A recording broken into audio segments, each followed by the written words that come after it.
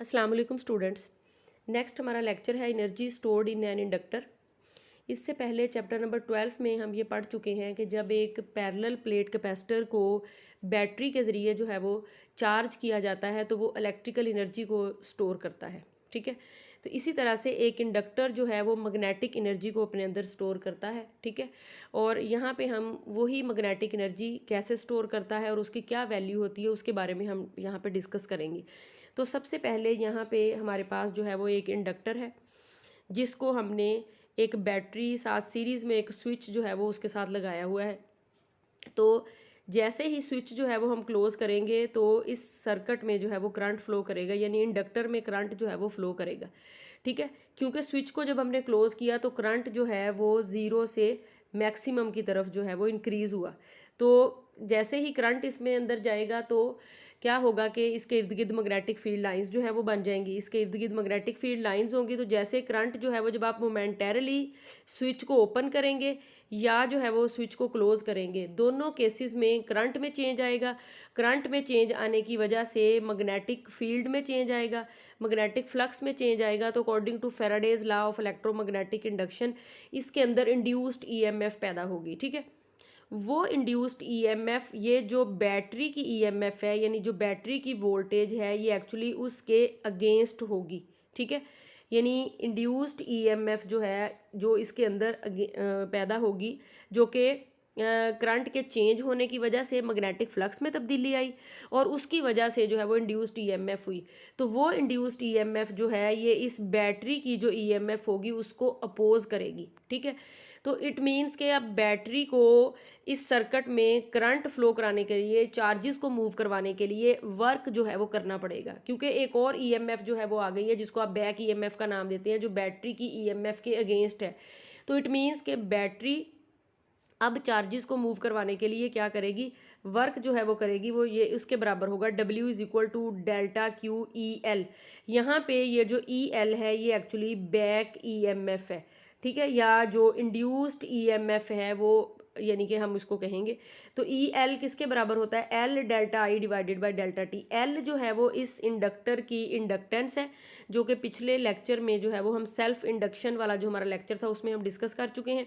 ठीक है, और delta I divided by delta T यानी इंड्यूस्ड ईएमएफ जिस रेट से करंट चेंज हो रहा होता है उसी के मुताबिक जो है वो इंड्यूस्ड ईएमएफ होती है। ठीक है, तो ये डिपेंड करती है rate of change of current पे। ठीक है, तो यहाँ पे हमने इक्वेशन जो है वो यहाँ पे ई एल की वैल्यू इसमें पुट करेंगे तो यहाँ पे हमारे पास जो है वो ये इक्वेशन बन गई। अब करंट की वैल्यू में जो यानी एवरेज करंट होगा, यानी ज़ीरो से लेके कहाँ तक गया है, जब आपने स्विच को क्लोज किया तो क्या इसमें चेंज आया, ज़ीरो से लेके आई तक गया है, तो यहाँ पे हमारी एवरेज वैल्यू आ जाएगी ये। और जो करंट में चेंज आया है वो होगा फाइनल, यानी फाइनल थी आई माइनस इनिशियल, इनिशियल था ज़ीरो, तो ये हमारे पास जो है वो हो गया आई। तो यहाँ पे इन दोनों वैल्यूज़ को जो है वो हम पुट करेंगे तो जो वर्क डन होगा बैटरी का वो किसके बराबर आएगा, half of L I square. ठीक है, और क्योंकि बैटरी का ये वर्क डन जो है वो एक्चुअली एनर्जी की फॉर्म में इंडक्टर जो है वो स्टोर करेगा। ठीक है, तो इसलिए इसको हम जो है वो नाम देंगे potential energy stored in the inductor. ठीक है, यानी बैटरी जो वर्क करेगी इंड्यूस्ड ईएमएफ के अगेंस्ट चार्जेस को मूव करवाने के लिए वो इसके बराबर है। और according to work energy theorem यानी जो वर्क करेगी वो एनर्जी की फॉर्म में कहाँ जाएगा, इंडक्टर की जो एनर्जी के तौर पे जाएगा। ठीक है, एनर्जी जो है वो एक आप ये कह लें कि ये वर्क जो है वो इंडक्टर की एनर्जी के तौर पे उसमें स्टोर होगा, इसलिए हम ये लिख सकते हैं U M is equal to half of L I square, यानी इसको जो है वो हम वर्क को यू एम या potential energy stored by the inductor. ठीक है, तो एक्चुअली के जो पोटेंशियल एनर्जी इंडक्टर स्टोर करता है मैग्नेटिक फील्ड की फॉर्म में, वो मैग्नेटिक फील्ड एक्चुअली किससे जुड़ी हुई होती है, वो करंट से जुड़ी हुई होती है। जो करंट जब उसमें चेंज आई करंट में तो मैग्नेटिक फील्ड में चेंज आई और जिसकी वजह से इंड्यूस्ड ईएमएफ और बैटरी जो है वो वर्क किया और वही वर्क जो है वो इंडक्टर की आप ये कह लें कि पोटेंशियल एनर्जी के तौर पे इंडक्टर जो है वो अपने अंदर स्टोर कर लेता है। ठीक है, तो यहाँ पे इसलिए हमने इक्वेशन जो है वो इस तरह से बनानी है कि हमारी जो एनर्जी है ये मैग्नेटिक फील्ड की फॉर्म में जो है वो हमने इसको इक्वेशन को अपने सेट करना है। ठीक है, तो सबसे पहले जो इस इंडक्टर की जो अब हम बात कर रहे हैं, जब इसके अंदर करंट आएगा तो इसके अंदर जो मैग्नेटिक फील्ड आएगी उस मैग्नेटिक फील्ड की जो स्ट्रेंथ होगी वो होगी B is equal to mu not N I. यहाँ पे ये जो n होता है ये होता है number of turns per unit length l। ये भी हम जब हमने पढ़ा था एम्पियर्स लॉ तो वहाँ पे भी हमने इसको डिस्कस किया था, ठीक है। और जब करंट में चेंज आता है तो जो फ्लक्स होता है वो किसके बराबर है, phi is equal to B A. Current में चेंज आएगा, मैग्नेटिक फील्ड में चेंज आएगा, फ्लक्स में चेंज आएगा और फिर इंड्यूस्ड ईएमएफ जो होगी। तो यहाँ पे हम बी की वैल्यू पुट कर देंगे म्यू नॉट एन आई ए। अब जब हमने सेल्फ इंडक्शन वाला लेक्चर देखा था तो हमने ये कहा था कि N phi is equal to N L I. यहाँ पे एन नंबर ऑफ टर्न्स हैं उस, यानी कॉइल में जो नंबर ऑफ टर्न्स होंगे, एल जो है वो इसकी सेल्फ इंडक्टेंस होगी और आई जो है वो करंट होगा, ठीक है। तो यहाँ पे हमने एल की वैल्यू जो है वो यहाँ पे इक्वेट करेंगे और एल की वैल्यू को जो है वो फिर हम यहाँ से फाई की वैल्यू पुट करेंगे इसमें और एल की वैल्यू निकालेंगे जो आएगी N capital N number of turns mu not N A यहाँ पे एरिया है। If L is the length of the solenoid then putting, ये वाली जो कॉइल होती है ना इस तरह की, इसको सोलिनाइड का जो है वो नाम देते हैं, ठीक है। ये आपने सोलिनाइड में जो है ये आपने पढ़ा हुआ है, ठीक है।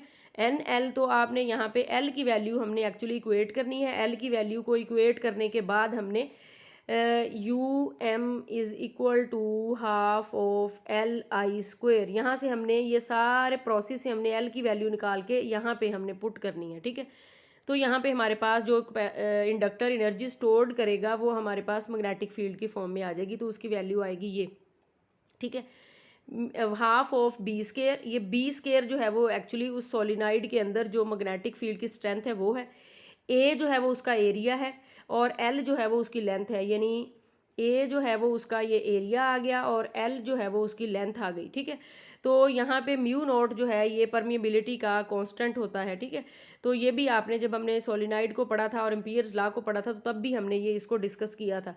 उसके बाद नेक्स्ट जो है वो टर्म हम करेंगे एनर्जी डेंसिटी। एनर्जी डेंसिटी होता है एनर्जी पर यूनिट वॉल्यूम, ये आ गया एनर्जी, इसको आपने वॉल्यूम के ऊपर जो है वो डिवाइड कर देना। और वॉल्यूम क्या होता है, यानी वॉल्यूम होता है एरिया इनटू लेंथ। सोलिनाइड का वॉल्यूम हमने लेना है तो वो क्या होगा, ये उसकी लेंथ है और ये जो है वो उसका एरिया है, तो वॉल्यूम ये हो गया, तो ये इससे कैंसिल हो जाएगा। तो यहाँ पे हमारे पास मैग्नेटिक फील्ड की फॉर्म में जो एनर्जी जो है वो मैग्नेटिक एनर्जी स्टोर्ड करेगा इंडक्टर, वो उसकी वैल्यू आ जाएगी U M is equal to half of B square divided by mu naught, ठीक है। म्यू नॉट जो है वो एक्चुअली जैसे सोलिनाइड के अंदर जो है वो जिस कोर मटेरियल के ऊपर ये तार लपेटी हुई होती है उसका परमिबिलिटी कांस्टेंट होगा। अगर फ्री स्पेस है, कुछ नहीं है, तो इसकी वैल्यू कुछ और होगी।